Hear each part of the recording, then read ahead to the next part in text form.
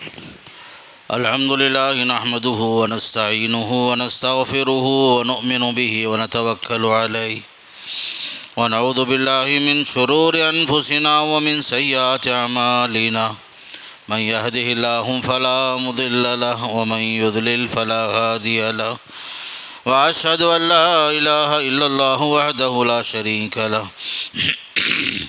وأشهد أن محمدا عبده ورسوله أرسله بالحق بشيرا ونذيرا وداعيا إلى الله بإذنه وسراجا منيرا أما بعد فإن خير الحديث كتاب الله وخير الهدي هدي محمد صلى الله عليه وسلم وشر الأمور محدثاتها وكل محدثة بدعة وكل بدعة ضلالة وكل ضلالة في النار فأعوذ بالله السميع العليم من الشيطان الرجيم بسم الله الرحمن الرحيم إن الذين قالوا ربنا الله ثم استقاموا تتنزل عليهم الملائكة ألا تخافوا ولا تحزنوا وأبشروا بالجنة التي كنتم توعدون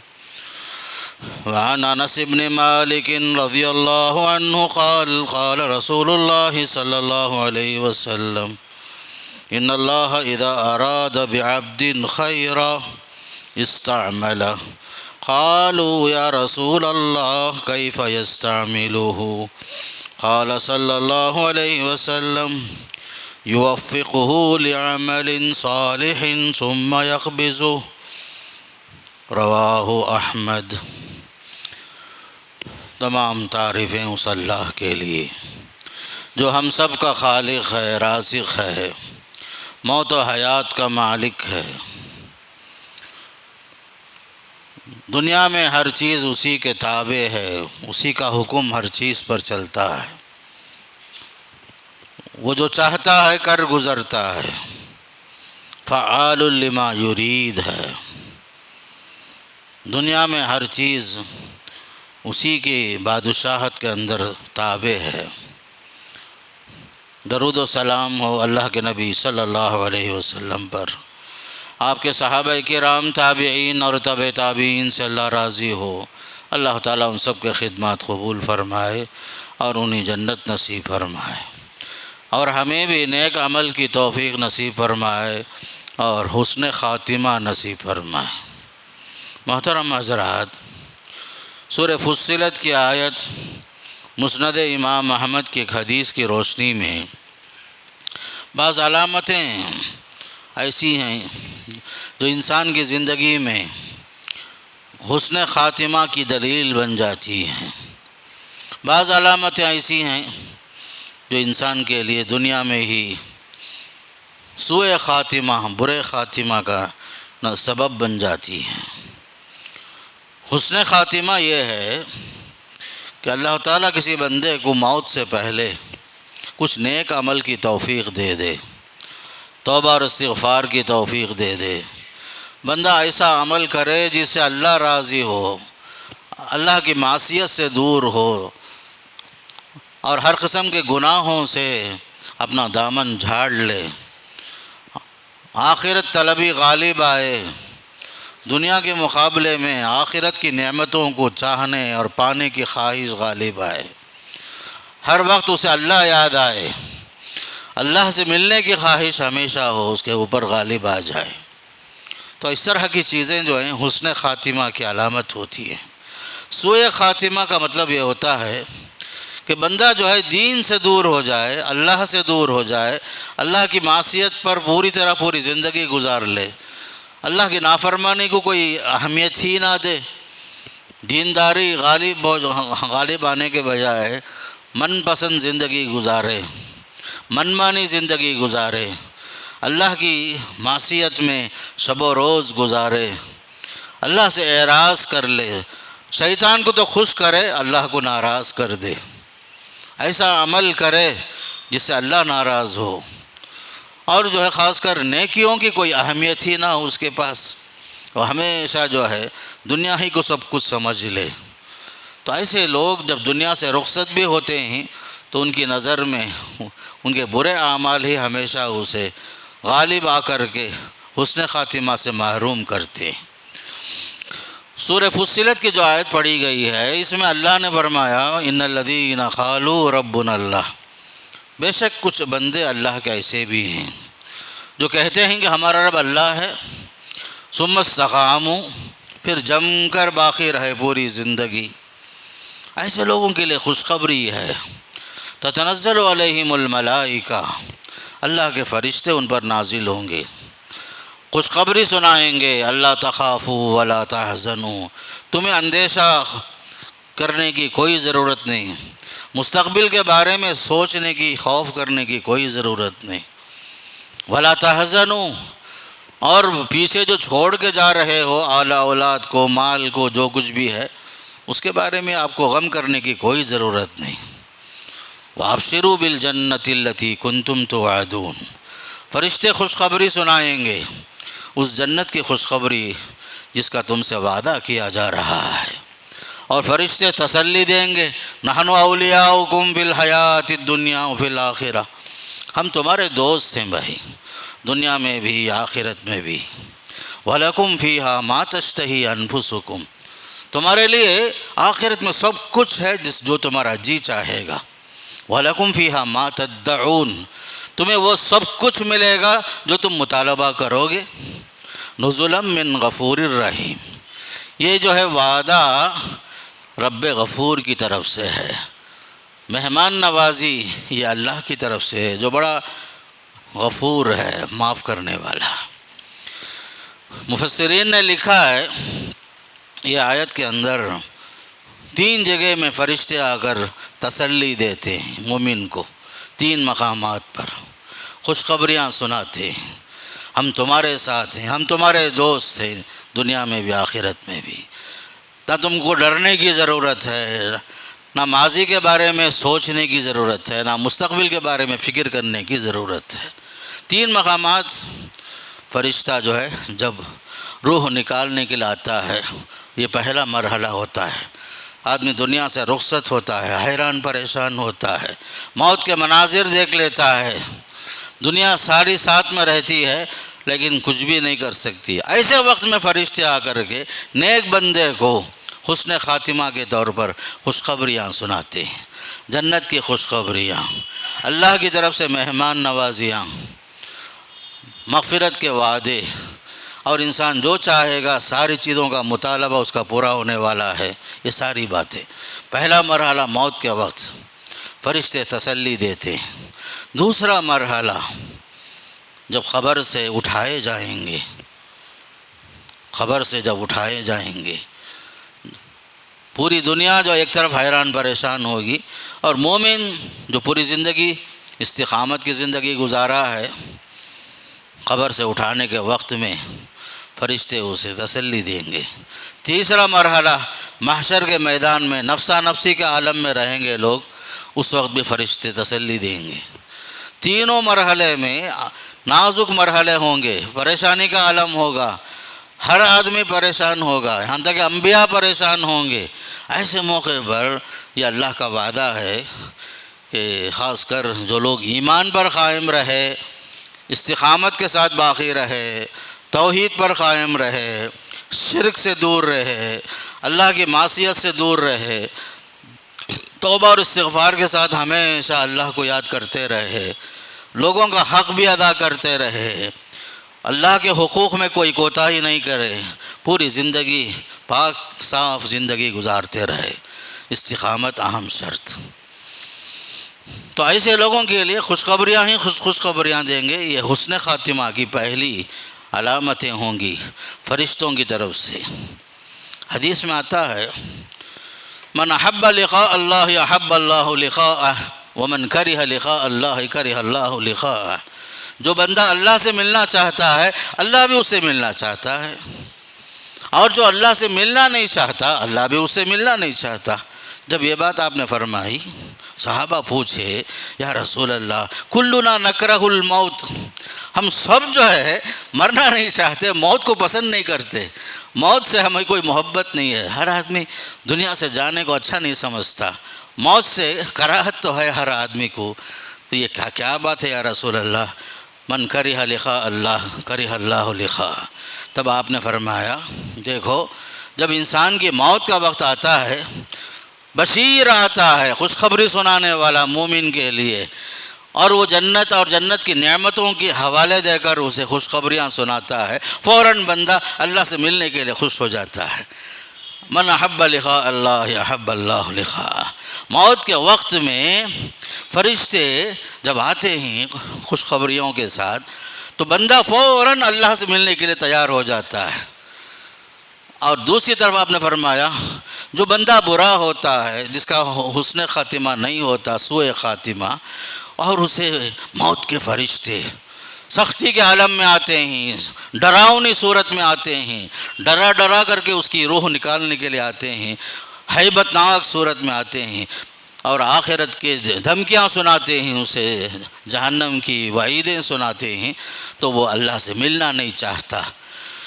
تب آپ نے فرمایا جو اللہ سے ملنا نہیں چاہتا، اللہ بھی اس سے ملنا نہیں چاہتا۔ یہ خاص کر یاد رکھو، مومن جو ہے اللہ سے ملنے کی خواہش اس وقت کرتا ہے جب اس کے سامنے جنت کی نعمتوں کا ذکر ہو اور وہ اس کے لائق بھی ہو۔ اس کی ایک علامت یہ ہے، حدیث میں آتا ہے موت کے وقت میں تلقین کرو، کلمے کی تلقین کرو۔ ذرا جگہ بناؤ ہے، ذرا سامنے یہاں آ جاؤ، ادھر جگہ ہے دیکھو۔ حدیث میں آتا ہے، آپ نے فرمایا من قال لا الہ الا اللہ من کان آخر کلامہ لا الہ الا اللہ دخل الجنہ، جس کا آخری کلمہ لا الہ الا اللہ ہوگا وہ جنت میں جائے گا۔ آپ نے صاف صاف فرمایا تو جس کے کلمہ جو ہے زندگی کا آخری کلمہ لا الہ الا اللہ ہو وہ جنت میں جائے گا۔ اسی لیے آپ نے فرمایا اپنے موتا کو جو دنیا سے رخصت ہو رہے ہیں کلمے کی تلقین کرو۔ تلقین کا مطلب سمجھو، پہلے کلمہ بولنا نہیں۔ جو آدمی مرنے جا رہا ہے، سکرات کے ٹائم میں ہے، آپ آہستہ آہستہ اشہد ان لا الہ الا اللہ اشہد ان محمد رسول اللہ، آپ آہستہ آہستہ پڑھتے جانا۔ وہ بندہ سن کر کے کلمہ پڑھے گا، اس کا نام تلقین ہے۔ پڑھو بولنا نہیں، اس لیے کہ موت کے وقت میں چڑچڑاپن، غصہ، دنیا سے رخصتی کے جذبات، خوف، فرشتوں کو دیکھ کر ڈرنے کی کیفیت وغیرہ بندے پر طاری ہوتی ہے۔ اس لیے آپ نے فرمایا تم کہو اشہد ان لا الہ الا اللہ اشہد ان محمد رسول اللہ۔ اب بندہ اس کے منہ سے نکل گیا لا الہ الا اللہ محمد رسول اللہ، آخری کلمہ، ایک علامت ہو گئی حسن خاتمہ کی۔ اور ایک علامت یہ ہے المومن یموت بعرق الجبین۔ تیسری علامت یہ ہے مومن جب مرتا ہے تو پیشانی میں پسینہ چھوٹ جاتا ہے، حدیث میں آتا ہے، ایک علامت ہے پسینہ چھوٹنا، پیشانی پر پسینے کا ظاہر ہونا، یہ بھی ایک علامت آپ نے فرمائی۔ چوتھی ایک علامت آپ نے بتائی ما من مسلم یموت یوم الجمعہ او لیلۃ الجمعہ الا غفر لہ۔ جو بندہ جمعے کی دن یا جمعے کی رات جس کی وفات ہوتی ہے اس کے لیے مغفرت کا وعدہ آپ نے فرمایا۔ یہ ہمارے بس کی بات نہیں ہے، یہ اللہ تعالیٰ جسے توفیق دے دے۔ جمعے کی دن، جمعے کی رات اگر کسی کی وفات ہوئی، یہ بھی ایک علامت ہوتی ہے۔ اور ایک علامت یہ ہے پوری زندگی بندہ نیک راستے پہ چلتا رہا، اطاعت کے راستے پر، کسی کو اللہ توفیق دیتا ہے، کوئی قرآن پڑھتے پڑھتے اس کی روح قبض ہو جاتی، کوئی سجدے میں ہی روح قبض ہو جاتی، کوئی طواف کی حالت میں، کوئی حج کی حالت میں، کوئی اس طرح نیک اعمال کے ذریعے سے بندہ تیار رہتا ہے، اس وقت روح قبض ہوتی ہے نیک عمل پر۔ بعض حضرات ایسے بھی گزرے، عصر کی نماز پڑھ لیے، چائے وائے سے فارغ ہوئے، اب جو بیٹھے ہیں مغرب کی نماز کی تیاری میں، وضو وغیرہ کر کے تیار بیٹھے ہیں، ایسے وقت میں کسی کی وفات ہو جاتی ہے، حالانکہ وہ بندہ پوری طرح ذہن میں مغرب کی تیاری کے ساتھ بیٹھا ہے، ایک نماز کے بعد اور ایک نماز۔ یہ بھی ایک عمل اطاعت ہے، حسن خاتمہ کی ایک علامت ہے۔ اور ایک موت ہے شہادت کی موت۔ شہادت کی ایک موت ہوتی ہے، شہادت کی کئی قسمیں ہیں۔ سب سے اعلیٰ شہادت اللہ کے راستے میں جہاد میں شہید ہونا، جان مال سب کچھ قربان کر کے اسلام کے لیے جان دے دینا، غیر مسلموں سے لڑتے لڑتے جہاد فی سبیل اللہ میں۔ اس کے علاوہ ایک مرتبہ اللہ کے رسول نے پوچھا آپ لوگوں میں شہید کا معنی کیا ہے، کہ آپ لوگ کیا سمجھتے ہیں، شہید کسے کہتے ہیں؟ تب صحابہ نے یہی کہا یا رسول اللہ جو آدمی اللہ کے راستے میں مر جاتا ہے وہ شہید ہے۔ تب آپ نے فرمایا تب میری امت میں شہیدوں کی تعداد کم ہو جائے گی بھائی، میری امت میں شہید بولے تو اگر شہید ہے تو تعداد کم ہو جائے گی میری امت میں۔ پھر آپ نے فرمایا من قتل دون مالہ فہو شہید، من قتل دون دینہ فہو شہید، من قتل دون عرضہ فہو شہید۔ تو آپ نے فرمایا دیکھو جو آدمی اپنے مال کو بچانے کے واسطے گیا، لڑائی جھگڑے میں مارا گیا، کوئی آدمی دین بچانے کے لیے تھا اسی وقت ہاتھا پائی میں مر گیا، کوئی آدمی عزت و آبرو بچانے کے لیے من قتل دون دمہ اپنی جان بچانے کے لیے عزت و آبرو بچانے کے لیے لڑا، شہید ہو گیا، وہ بھی شہید۔ پھر آپ نے فرمایا المبتون شہید، پیٹ کے درد میں تڑپتا رہا ایک آدمی، اسی حالت میں وفات ہو گئی، پیٹ کے مرض میں، پیٹ کی بیماری میں، فرمایا المبتون شہید۔ الغریق شہید، پانی میں ڈوب کر مر گیا بیچارہ، بچانے والے کوئی نہیں تھے، اتفاق سے حادثے میں سیلابوں میں مر گیا بیچارہ، الغریق شہید۔ الہدم شہید، گھر گر گیا اچانک، عمارت اس کے اوپر گر گئی، عمارت منہدم ہونے سے بیچارہ شہید ہو گئے، وہ بھی شہید۔ لیکن شہید دون شہید، سب سے اعلیٰ درجہ اس کا ہے جو اللہ کے راستے میں مرا۔ لیکن یہ جو دوسرے جو مرحلے ہیں ان سب مرحلے میں شہادت کا درجہ تو ہے۔ کار ایکسیڈنٹس ہے آج کے زمانے میں، آپ تو صحیح جا رہے تھے لیکن اللہ نہ کرے سامنے والا آ کر کے اچانک مار دیا، غیر توقع حالت میں کبھی حادثے ہو جاتے، کئی اموات ہو جاتے ہیں، اس طریقے سے یہ بھی شہید تو ہے۔ بعض شہید وہ ہیں جو صرف عورتوں کے ساتھ خاص ہے، جیسے ایک عورت ڈیلیوری کے وقت میں بچہ بچ جاتا ہے، ماں اس راستے میں شہید ہو جاتی ہے، آپ نے فرمایا وہ بھی شہید ہے۔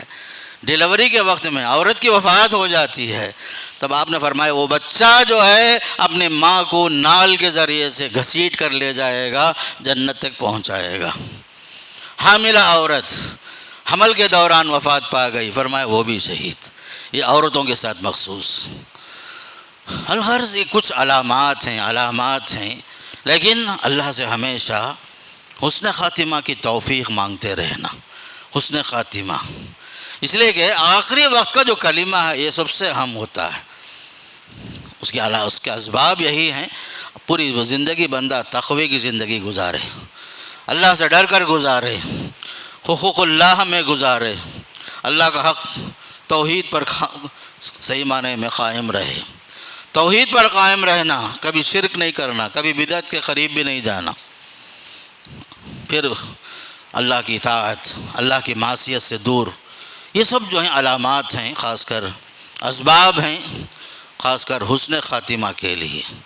بعض اسباب اور علامتیں سوء خاتمہ کے وہ ہوتی ہیں، جیسے آپ دیکھیے شروع میں بتایا میں آپ کو، جو بندہ اللہ کی فرما برداری کے بجائے شیطان کو خوش کرنے کی کوشش کرے، معصیت کے راستے پہ چلے، گناہوں کا عادی ہو جائے، ہمیشہ جھوٹی قسمیں کھاتا ہے، حقوق العباد میں کوتاہی، حقوق اللہ میں کوتاہی، شرک میں مبتلا ہے، اللہ کے حکم کی تعمیل کے بجائے شیطان کو خوش کرنا چاہتا ہے۔ نتیجہ دیکھو، ابن قیم رحمۃ اللہ علیہ، امام ذہبی رحمۃ اللہ علیہ، ابن رجب رحمۃ اللہ علیہ، تینوں نے لکھا ہے جو بندہ جس راستے پہ چلتا ہے اسی راستے میں، معصیت کے راستے میں، اس کی موت بھی اسی راستے میں ہوتی ہے۔ انہوں نے واقعات لکھا ہے۔ ایک شخص شرابی تھا، شرابی ہے، آخری وقت میں لوگ اسے کلمہ پڑھا رہے ہیں، وہ کلمہ پڑھنے کے بعد بولتا ہے نہیں مجھے پلاؤ، پہلے شراب لے کر آؤ، شراب پلاؤ، آخری دم تک جو ہے شراب ہی مانگتا رہا وہ شخص، یہاں تک کہ اس کی روح قبض ہو گئی۔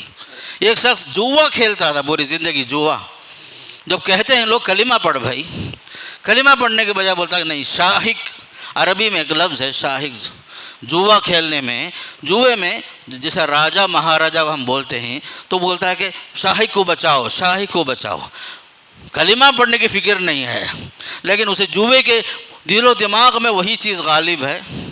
یہاں ایک نکتہ ابن قیم رحمۃ اللہ علیہ بتاتے ہیں، ایک بندہ صحیح راستے پہ چلتا ہے، جب صحت مند ہے تو شیطان اس کے قریب نہیں آتا، جب آدمی پوری طریقے سے گناہوں میں ملوث ہے تو شیطان کا غلبہ اس پر جو ہے آخری وقت میں اور آسان ہو جاتا ہے۔ صحت مند آدمی کے اوپر غلبہ نہیں ہوتا، صحیح فکر والے پر غلبہ نہیں ہوتا، لیکن جو آدمی کمزور ہو گیا، بیمار ہو گیا، اللہ کا نافرمان ہوتے چلا گیا، شیطان کا تسلط غالب ہو جاتا، آسان ہو جاتا ہے۔ اس کی مثال قرآن میں بھی ہے، وَمَن يَعْصُ عَن ذِكْرِ الرَّحْمَنِ نُقَيِّضْ لَهُ شَيْطَانًا فَهُوَ لَهُ قَرِينٌ، جو بندہ رحمان کی یاد سے غافل ہوا ہم اس پر شیطان مسلط کر دیتے ہیں، وہ اس کا دوست بن جاتا ہے، آخری دم میں بھی کلمہ پڑھنے نہیں دیتا، دل و دماغ پر معصیت غالب آتی، گناہ لازم آتا، شراب کی عادت، جوے کی عادت، گالی گلوچ کی عادت، فلموں کی عادت۔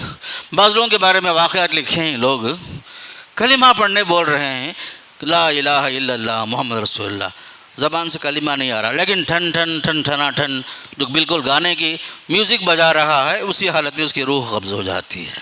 وجہ کیا؟ عادی ہو گیا بیچارہ۔ آدمی جس چیز کا عادی ہوتا ہے آخری وقت میں بھی وہی چیز کے منہ پر آتی میرے دوستو۔ اس لیے عادت ڈالو اچھی چیز کی، کلمے کی، شہادتین کی، قرآن پڑھنے کی عادت ڈالو۔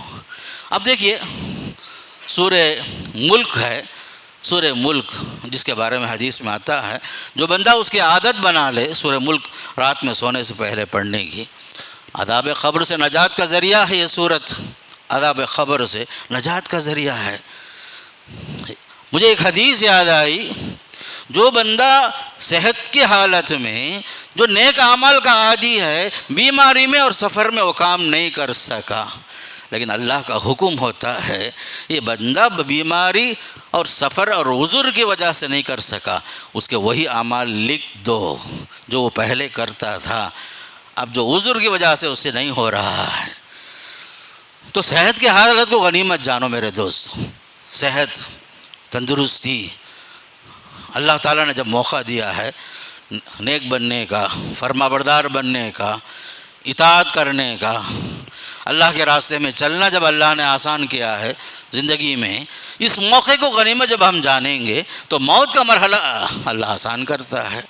لیکن جس آدمی کی زندگی، ہاں ایک اور ایک آدمی کے بارے میں واقعہ ہمارے ابن قیم اور ابن رجب وغیرہ نے لکھا ہے، ایک آدمی سے کہا گیا موت کا وقت ہے، کلمہ تلقین کلمہ کیا گیا، لا الہ الا اللہ محمد رسول اللہ، وہ شخص کھلم کھلا کہہ رہا ہے یہ کلمہ مجھے کیا جو نجات دلائے گا، میں زندگی میں ایک بار بھی نماز نہیں پڑھا، میں پوری زندگی ایک نماز نہیں پڑھا میں، تو اب آخر میں یہ کلمہ مجھے کیا نجات دلائے گا۔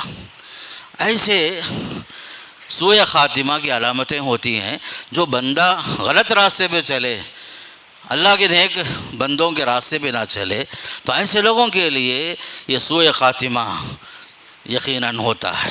اس لیے جو آیت پڑھی گئی بڑی جامع آیت، سورہ فصلت کی آیت، جن لوگوں نے کہا کہ ہمارا رب اللہ ہے، پھر جم کر پوری طرح پوری زندگی اخلاص کے ساتھ، للہیت کے ساتھ باقی رہے، ان پر جگہ جگہ فرشتے نازل ہو کر تسلی دیتے ہیں، تمہیں اندیشہ کرنے کی، خوف کھانے کی کوئی ضرورت نہیں۔ خوف کس چیز کا؟ آئندہ کیا ہوگا آپ کو فکر کرنے کی ضرورت نہیں۔ ولا تحزنوا، غم کس چیز کا؟ ماضی کے بارے میں، ارے میرے چھوٹے چھوٹے بچے ہی نا، میری بیوی ہے نا، میرا مال ہے نا، اس کے بارے میں غم کرنے کی کوئی ضرورت نہیں۔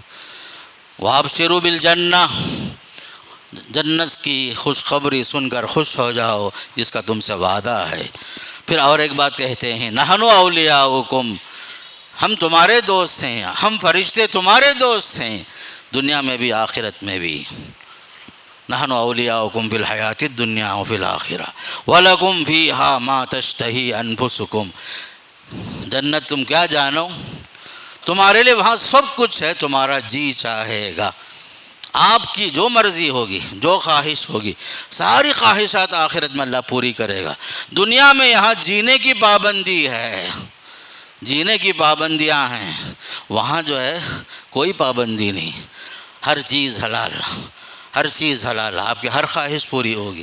بلکہ حدیث میں یہاں تک آیا ایک بندہ ایک نوالا اٹھا کر جنت میں منہ کے قریب لے کے جاتا ہے، خواہش پیدا ہوتی، ارے یہ چکن جو ہے مٹن رہے تو کتنا اچھا رہے گا، چاول کے بجائے روٹی ہوتا اچھا ہے.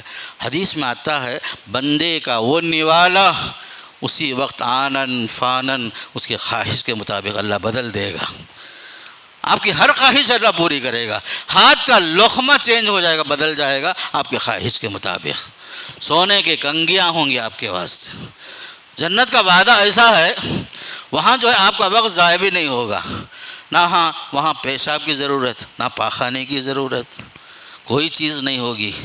دنیا میں جس طرح ہم مصروف ہوتے ہیں ان سب چیزوں میں، آپ کی ہر چیز، آپ کی ہر خواہش اللہ پوری کرے گا. اس لیے کہ آپ کس کے مہمان ہیں؟ رب غفور کے مہمان ہیں. مہمان نوازی، اعلیٰ سے اعلیٰ درجے کی مہمان نوازی اللہ کی طرف سے. وَلَكُمْ فِيهَا مَا تَشْتَهِي أَنفُسُكُمْ وَلَكُمْ فِيهَا مَا تَدَّعُونَ.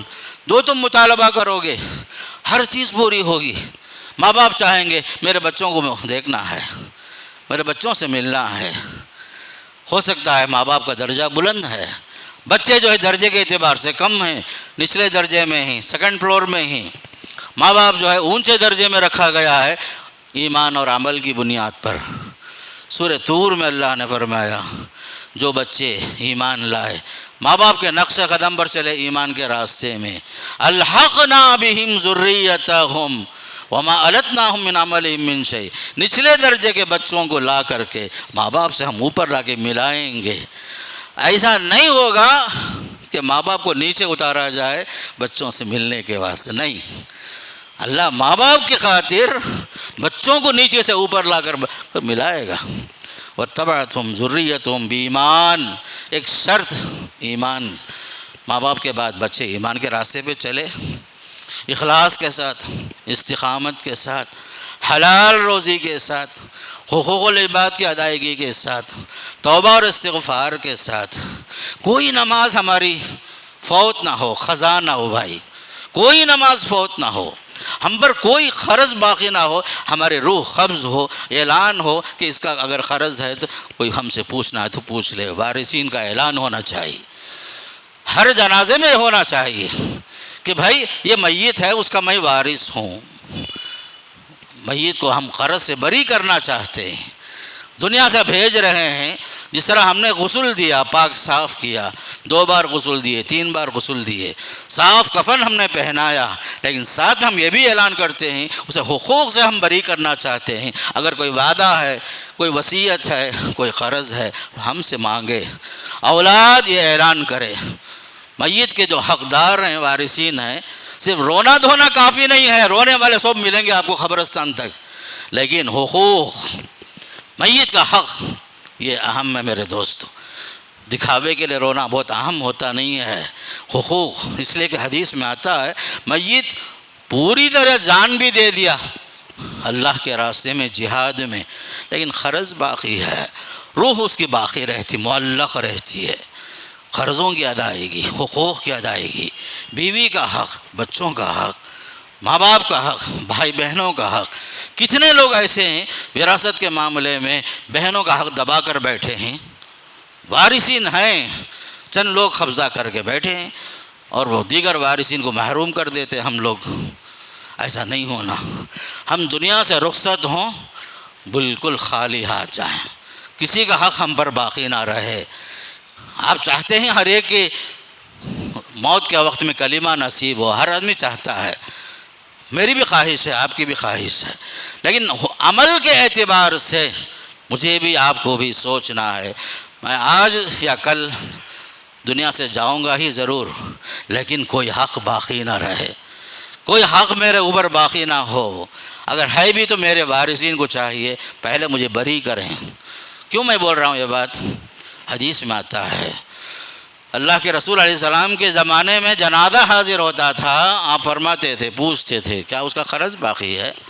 جب کہا جاتا کہ ہاں، تب آپ فرماتے میں نہیں پڑھا تھا نماز، جنازے کی نماز میں نہیں پڑھاؤں گا، صلو علی صاحبکم، تم لوگ پڑھ لو، میں تو نہیں پڑھاؤں گا۔ اتنے میں ایک صحابی اٹھتے ہیں، کہتے ہیں یا رسول اللہ میرے ذمہ ہے اس کا قرض، تب چل کر کے آپ نماز پڑھاتے ہیں۔ تو لہذا میرے دوستو، حسن خاتمہ ہر ایک چاہتے ہیں، سوء خاتمہ سے ہم بچنا چاہتے ہیں، تو اللہ کے لیے ہماری زندگی میں انقلاب ہونا چاہیے، ٹرننگ پوائنٹ ہونا چاہیے ہماری زندگی میں۔ سن کر اٹھ کر چلے گئے، بیان بڑا اچھا تھا، بہت اچھی بات بولے، صحیح بات بولے، سب برابر اپنی جگہ میں، میری زندگی میں کیا فرق آیا؟ میں کہاں تک صحیح ہوں؟ میرا ایمان کتنا مضبوط ہے؟ اللہ سے میں ملنا چاہتا ہوں، اللہ کی ملاقات کی خواہش تو ہے، اس سے پہلے یہ تیاری تو کر لو، جو تیاریاں ہیں وہ تیاری پوری کرو۔ اس لیے کہ میں جب سمجھو چند لاکھ روپے چھوڑ کر گیا، آنن فانن 3 دن میں میرے وارثین میرے پیسے، وراثت کا جو مال ہے سمیٹ لیں گے۔ اگر میں حقوق چھوڑ کے مرا، قرضاں چھوڑ کر مرا، آج کا جو ماحول ہے، آج کے جو ہمارے جو بچے ہیں، آج کے جو ہمارے وارثین ہیں، قرضوں کی ادائیگی میں پیچھے ہٹ جائیں گے۔ لینا ہو تو بولیں گے میں ان کا بیٹا، میں ان کی بیٹی، میری سب وارثین آگے آئیں گے حق لینے کے لیے، دینے کے لیے کوئی نہیں آئے گا۔ اگر آپ مقروض مرتے ہیں تو یاد رکھو ہر ایک پیچھے ہٹے گا۔ یہ دنیا کا رواج ہے، الا ماشاء اللہ، الا ماشاء اللہ۔ اس لیے میرے دوستو، حسن خاتمہ کی تیاری مجھے کرنا ہے، آپ کو کرنا ہے۔ موت سے پہلے کلمہ جو نصیب ہوگا، کیسے؟ اطاعت کی زندگی گزارتے ہوئے، صحیح راستے پہ چلتے ہوئے، اللہ کو خوش کرتے ہوئے۔ دنیا ناراض ہو جائے مگر اللہ خوش ہو جائے، یہ کافی ہے۔ اللہ کی رضامندی غالب ہونا چاہیے۔ عمل اور ایمان، یہ 2 ہتھیار ہیں، اسے ساتھ میں رکھو۔ دنیا کے ہر مرحلے میں یہ چیزیں آپ کو کام آئیں گی، مجھے بھی کام آئیں گی۔ اللہ سے میں دعا کرتا ہوں، اللہ مجھے بھی آپ کو بھی بولنے سے زیادہ، سننے سے زیادہ عملی زندگی میں، ہماری زندگی میں کچھ تبدیلیاں پیدا کرنے کے اللہ توفیق نصیب فرمائے۔ ہمیں نماز کی پابندی کی توفیق نصیب فرمائے۔ حقوق اللہ میں، حقوق العباد میں کوتاہیوں سے اللہ ہماری حفاظت فرمائے، قرضوں کے بوجھ سے اللہ ہماری حفاظت فرمائے، ریاکاریوں سے، دکھاوے کے کاموں سے، شیطان کی دوستی سے اللہ ہماری حفاظت فرمائے، ہر قسم کے گناہوں سے اللہ حفاظت فرمائے۔ اللہ جب دنیا سے بلائے ہم اللہ سے راضی ہوں، اللہ ہم سے راضی ہو۔ اقول قولی ھذا استغفر اللہ لی ولکم ولسائر المسلمین من کل ذنب فاستغفروہ انہ هو الغفور الرحیم۔